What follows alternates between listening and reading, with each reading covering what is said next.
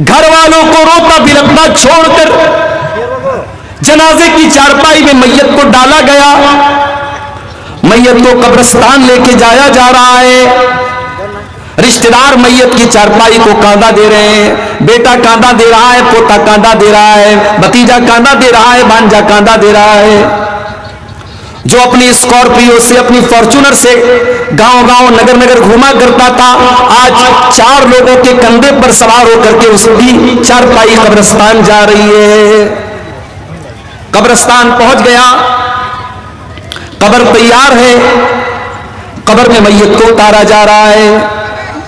हाय हाय, जो अपने कमरे में भी कभी 0 वाट का बल्ब बंद करके अंधेरे में नहीं सोया था, आज कब्र में कोई लैंप नहीं, कोई लाइट नहीं, कोई रोशनी नहीं, कब्र में उसको डाला जा रहा है। उसमें जहरीले जानवर भी आ सकते हैं, उसमें सांप और बिच्छू भी आ सकते हैं। उस कब्र के अंदर उसको उतारा जा रहा है। कब्र में उतारा गया, बेटे की आंखों में आंसू है। बेटा अपने बाप से बहुत मोहब्बत करता है, मगर बेटा अपने बाप की कब्र में जाने को तैयार नहीं है। बीवी अपने शौहर से बहुत मोहब्बत करती है। 4 महीना 10 दिन तक बीवी इद्दत गुजारेगी। शौहर का जनाजा जा रहा है, बीवी बहुत रो रही है, मगर बीवी ये नहीं कह सकती, ओ लोगों मेरे शौहर के साथ मुझे भी कब्र में लेके चले जाओ। नहीं नहीं, वहां न बीवी काम आएगी, न बच्चे काम आएंगे, न दौलत काम आएगी। वहां आपका ईमान काम आएगा, वहां आपका अमल काम आएगा। अल्लाह के नबी फरमाते हैं, जब इंसान को मौत आती है 3 चीजें उसके पीछे पीछे जाती हैं। माल जाता है, औलाद जाता है, औलाद जाती है, अमल जाता है। मरते ही माल अपना रिश्ता तोड़ देता है। जैसे ही सांस की डोर थम गई, जैसे ही दिल की धड़कन रुक गई, माल ने रिश्ता तोड़ दिया, माल दूसरों का हो गया। औलाद कब्र तक साथ देती है, लेकिन कब्र में मिट्टी डालने के बाद औलाद भी चली जाती है। अब कब्र में जब मुनकर नकीर आएंगे और आपसे सवाल करेंगे, मन रब्बू का, तेरा रब कौन है? मन नबियों का, तेरे नबी कौन है? माँ दीनों का, तेरा दीन क्या है? मेरे प्यारे भाइयों, उस कब्र की तारीकी में इन 3 सवालों का जवाब आपको खुद ही देना पड़ेगा, खुद ही देना पड़ेगा। मेरे नौजवानों, ये हीरोगिरी छोड़ दो, ये सड़कों पर तमाशा लगाना छोड़ दो, ये लड़कियों को छेड़ना छोड़ दो, ये बेगैरती और बेहयाई छोड़ दो।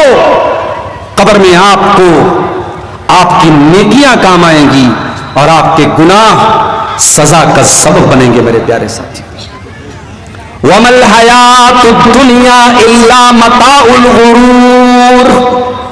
कुरान कहता है ये दुनिया तो धोखे का सामान है। ये दुनिया देखने में बहुत बड़ी लग रही है, मगर आखिरत में इस दुनिया की कोई हैसियत नहीं होगी। अल्लाह के नबी उदाहरण देते हैं, मिसाल देते हैं, एग्जाम्पल देते हैं। एक आदमी को लाया जाएगा कयामत के दिन, यूता बिअनअम अहलिद दुनिया, वो दुनिया में बहुत ऐशो आराम से रहने वाला होगा। पूरे बानी कोल में उससे बड़ा किसी का मकान नहीं होगा, उससे ज्यादा किसी के घर में दौलत नहीं होगी, उसके घर में 4 व्हीलर की कमी नहीं, उसकी औलाद भी बहुत खूबसूरत, उसके लड़के लड़कियां भी बहुत खूबसूरत, उसका मकान भी बहुत शानदार। न दौलत की कमी, न ताकत की कमी, न हुस्न जमाल की कमी, बहुत ऐशो आराम से रहता था। लेकिन अल्लाह की अदालत में वो जहन्नम में जाने वाला था। अल्लाह के नबी फरमाते हैं, उस इंसान को लाया जाएगा फयुस्बगु सबगतन फिन्नार, और एक पल के लिए जहन्नम में डाला जाएगा।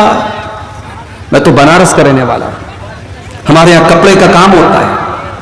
ये जो हम कपड़ा पहनते हैं ना, इसमें जो एक एक धागा होता है, इसका पूरा प्रोसेस मैंने अपनी आंखों से, हमारे घर का कारोबार है, हमारे बाप दादा ये काम करते चले आए। ये जो कपड़े का धागा होता है ना, उसको डाई करते हैं, कलर करते हैं। तो पानी को पहले खौलाते हैं, और पानी जब बिल्कुल खौलने लगता है उसमें कलर डालते हैं, और उसमें बहुत सारा केमिकल भी डालते हैं। और उसके बाद धागे को जब डालते हैं, अच्छा धागे को कलर करने की भी बड़ी स्टाइल होती है। एक ही दुपट्टे में 3-3, 4-4 कलर कैसे आ जाता है, वो भी कलर करने की, डाई करने की तरकीब होती है। तो जो कलर करते हैं कपड़े को या धागे को, कभी आपने देखा होगा दुकान वगैरह पर कि वो बर्तन में पानी गर्म करते हैं और कपड़े को डाल करके फौरन निकाल लेते हैं। फौरन क्यों निकाल लेते? ताकि कलर ज्यादा ना हो जाए, ज्यादा गहरा ना हो जाए। जितना कलर हमें चाहिए उतना ही कलर हमको मिलना चाहिए। अल्लाह के नबी के अल्फाज पर गौर करो। एक आदमी दुनिया में बहुत ऐशो आराम से रहता था, न पैसे की कमी, न खाने पीने की कमी, न दौलत की कमी, न मकान की कमी, न सवारी की कमी। उस इंसान को एक पल के लिए अल्लाह ताला जहन्नम में डालेगा। जिस तरीके से कपड़े की रंगाई करने वाला कपड़े को बर्तन में डाल करके निकाल लेता है, धागे को डाल करके निकाल लेता है, अल्लाह ताला जहन्नम में डाल करके एक पल के लिए निकालेगा। अल्लाह पूछेगा, मेरे बंदे, हल रायत खैरन कत्तु हल मर्र बिका नईमुन कत्तु, ऐ मेरे बंदे क्या कभी तूने कोई भलाई देखी? क्या कभी तूने कोई नेमत देखी? क्या कभी तूने कोई सुख देखा? क्या कभी तूने कोई खुशी देखी? क्या कभी तूने कोई ऐशो आराम देखा?